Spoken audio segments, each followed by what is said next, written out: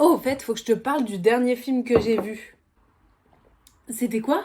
Don't Look Up, Danny Cosmic, avec Leonardo DiCaprio, Jennifer Lawrence et Meryl Streep. Le film sorti fin 2021, qui dure 2h27. C'est ça, c'est une comédie d'Adam Kay. Et alors, t'en as pensé quoi?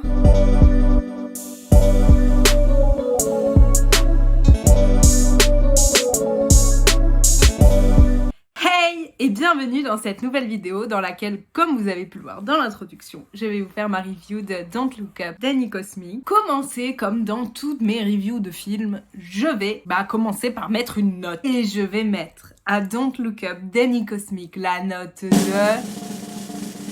3 sur 5. Pour commencer, je vais vous lire un très court plot du film. C'est l'histoire de deux piètres astronomes qui s'embarquent dans une gigantesque tournée médiatique pour prévenir l'humanité qu'une comète se dirige vers la Terre et s'apprête à la détruire. Alors, je suis pas très fan de l'histoire en soi, mais je trouve que ce qui est très intéressant dans ce film, c'est que c'est une réelle caricature de notre société, et encore plus avec la crise sanitaire que l'on connaît aujourd'hui et depuis 2020. Les réactions du gouvernement dans le film, quand on leur dit qu'une comète va s'échouer sur la Terre, me font réellement penser à la crise sanitaire, puisque en premier lieu, leur réaction fut de minimiser la situation, et ils ont minimisé la situation jusqu'au moment où le déni n'est plus une option. Durant le film, le gouvernement se contredit énormément et plusieurs fois, tout comme dans la crise sanitaire que nous vivons actuellement. Ce film dénonce également l'avidité humaine à travers le personnage de Peter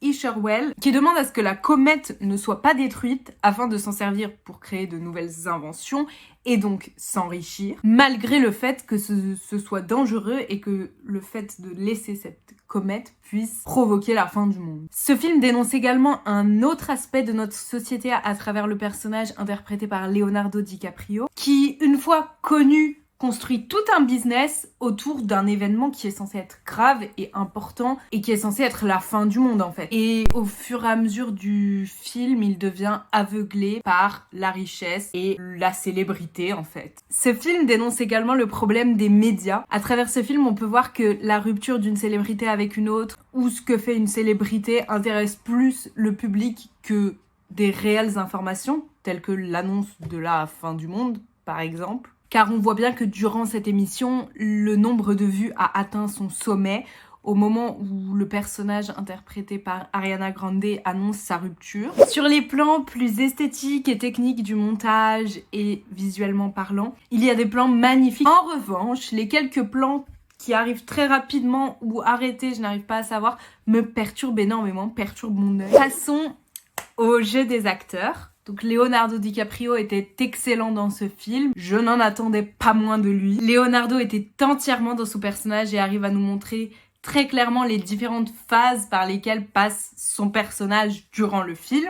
Et il interprétait très bien son côté astrologue un peu fou sur les bords et très passionné par son métier. Mais il a également très bien interprété les changements de personnalité de son personnage et les différentes étapes et de manière graduelle. Jennifer Lawrence, quant à elle, m'a bluffée. J'en attendais pas tant d'elle. Elle était réellement à fond dans son personnage. Que dire de plus? Son personnage est très intéressant, analytiquement parlant. Son personnage est très intéressant par le fait que malgré que son personnage ait fait un bad buzz et que tout le monde se moquait d'elle, elle a eu la répartie et la force de continuer à véhiculer son message et à se battre pour cette cause. Meryl Streep, quant à elle, a été iconique. Meryl Streep, quand même. Elle avait un très bon jeu d'actrice. Maintenant, je trouve qu'elle ne sort pas réellement de sa zone de confort, sachant que le personnage de la présidente ressemblait énormément au personnage qu'elle incarne dans Le Diable s'habille en Prada. Cate Blanchett, quant à elle, je ne l'ai pas reconnue à cause de sa transformation physique, probablement pour le film, puisque j'ai vu des photos d'elle sur les carpets et elle n'était pas comme ça. Alors maintenant, petit spoil,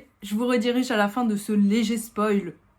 Ici, je le note là. La fin de ce film nous montre bien que s'il arrive quelque chose à notre monde, c'est toujours les mêmes qui vont s'en sortir et c'est les riches. On est au courant, mais je ne suis pas sûre qu'on en soit vraiment très conscient et qu'on soit très conscient de l'injustice derrière ça également. Pour conclure, c'est un bon film, un peu long par moment, mais qui dépeint une satire de notre société. Ce film est intéressant à voir, surtout durant cette période de pandémie. C'est très intéressant de pouvoir comparer notre société actuelle à la société dans le film. Car les gouvernements du film et nos gouvernements ont eu des réactions très similaires. Et je rajouterai que ce film est à voir rien que pour le cast, qui est composé d'excellents acteurs tels que Leonardo DiCaprio, Jennifer Lawrence, Meryl Streep, et même Cate Blanchett. Si vous avez vu ce film, n'hésitez pas à commenter votre opinion en commentaire, n'hésitez pas à me donner des idées de films que vous voudriez que je critique, à mettre un pouce bleu si la vidéo vous a plu, vous abonner à mon Instagram et à mon TikTok également. Et moi je vous dis à la semaine prochaine pour une nouvelle vidéo. Bye!